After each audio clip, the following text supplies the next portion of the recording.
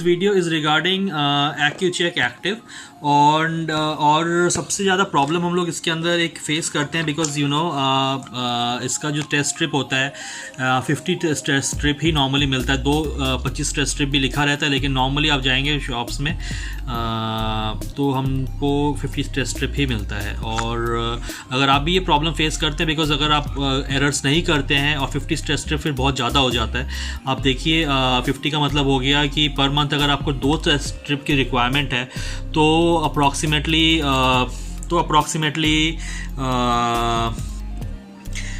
24 आपको चाहिए 1 ईयर के अंदर। और दैट मीन्स कि 50 का आपका नियरली 2 इयर्स कवर कर जाएगा। लेकिन आपको जो एक्सपायरी डेट नॉर्मली मिलता है वो अप्रॉक्सीमेटली 1 साल का करीब मिलेगा।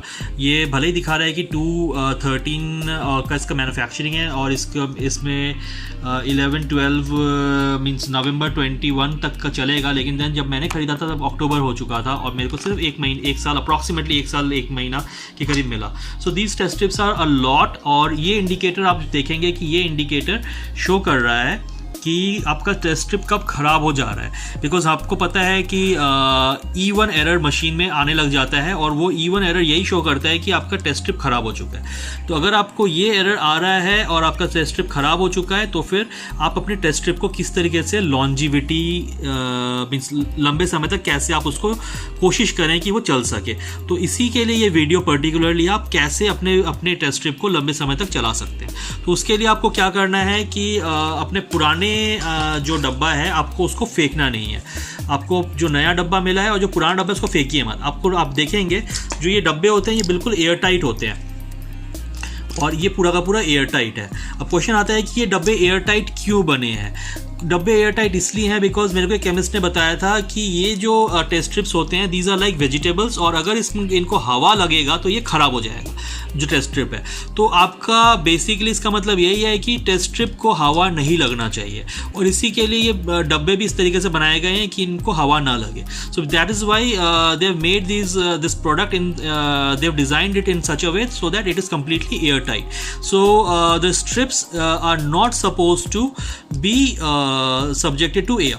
So what you should do is once you purchase the new one and this is your old one, you can do one thing. You take 6 or 7 or 8 strips from this and you put those 7 in this, and then suppose you took 8 out of this new one and in the empty one you put those 8 strips and then you close the lid and you close the lid. Now this lid is because 8 strip अगर 2 आपको use हो रहा है एक month में, if you are using 2 in a month that means कि 8 strips आपका कितना कवरेज दे देगा, अप्रॉक्सीमेटली 4 मंथ्स की कवरेज दे देगा। विच मीन्स आपका जो ये मेन है ये 4 मंथ्स तक नहीं खुलेगा। सो वो 4 महीने और बंद रहेगा। जस्ट इमेजिन कीजिए अगर ये दुकान में होता तो वो 4 महीने तक और बंद ही रहता। तो वो दैट मीन्स ये आपका ये चल सकता है। सो अब आप जब यूज़ कर रहे हैं तो आप बार बार 4 महीने तक इसी को खोलेंगे बंद करेंगे और ये यूज़ हो जाएगा। जब ये ख़त्म हो जाएगा 4 महीने बाद आप अगेन फिर से 8 निकालेंगे और इसको वापस डाल देंगे। So in a span of 2 years mostly probably आप इसको 3 या 4 बार आपको इसको इस मेन डब्बे को खोलना पड़ेगा। तब तक आपके स्ट्रिप्स ख़त्म हो जाएंगे और आपका ये स्ट्रिप को आप यूज़ कर सकते हैं। आपने क्या इससे इंश्योर किया कि जो स्ट्रिप है उसमें कम से कम हवा लगा और वो मैक्सिमम टाइम एयर टाइट ही रहा। दूसरा एक और गलती कई फ्रेंड्स करते हैं और वो क्या करते हैं कि इस लिड को खोल के रखेंगे, उसके बाद आप इसका लैंसेट को आपने खोला और खोल के आपने इसमें डाला, आपने इसमें डालने के बाद फिर आप ब्लड आप अपना ब्लड निकालेंगे मींस प्रेस करने के बाद एंड उसके बाद फिर आपका जब से ब्लड निकलेगा उसके बाद फिर आप स्ट्रिप इससे लेंगे और फिर उसमें घुसाएंगे। सोचिए इस पूरे प्रोसेस में आपका स्ट्रिप कितनी देर के लिए हवा के उसको एक्सपोज रहा। So if you do this like you putting you open it first, then you are using then you are inserting this lancet in this inserter and then you're taking out your blood and then you're inserting this strip in over here, that means the strip is being exposed for so much more minutes of time for the in the air, जो इसको ख़राब कर देगा। इसलिए आपको क्या करना है, आपको पहले ये इसमें लगाना है। लगाने के बाद जब आपका ये लग जाए, आप कोशिश कीजिए कि आपका ब्लड निकल आए। ब्लड निकल आए, आप अपने साथ किसी को, अपने वाइफ या किसी को आप बैठा के रखिए। इनकेस अगर वो नहीं होता है तो आप स्ट्रिप निकाल के पहले ही साइड में रख लीजिए या इसमें हाफ घुसा के रख लीजिए। घुसाने के बाद जब आपने ये कर लिया, उसके बाद जैसे ही आपका ब्लड निकल रहा है, आपने स्ट्रिप को इंसर्ट किया। इंसर्ट करते ही इसमें रीडिंग आने लगेगी। नाउ यू जो आपका जो ड्रॉप है ब्लड का, वो आप इसमें लगाइए, आप उसमें ब्लड लगाइए एंड देन आपका रीडिंग आ जाएगा। उसमें चांसेस ऑफ एरर कम होगा और साथ ही साथ इसकी लॉन्जिविटी भी बढ़ जाएगी। सो ये हुआ। दूसरा, आप कैसे पता चले कि स्ट्रिप सही है या ख़राब हो चुका है? जब आपका E1 यहाँ पे आ रहा है, आपका अगर स्ट्रिप में E1 एरर आ गया है तो आपको स्ट्रिप के पीछे, आप देखेंगे ये आपका स्ट्रिप है और ये है स्ट्रिप के पीछे। स्ट्रिप के पीछे में आप इसके साथ देखिए, ये जो कलर मैच हो रहा है, अभी ये कलर मैच हो रहा है, इट इज़ 0। अब अगर ये कलर धीरे धीरे यहाँ तक चला जाएगा, दैट मीन्स कि ये ख़राब हो गया और आपका E1 आ जाएगा। सो बेस्ट स्ट्रिप वही है जो बिल्कुल इस तरीके से इनका कलर मैच हो रहा है। I hope you can see this.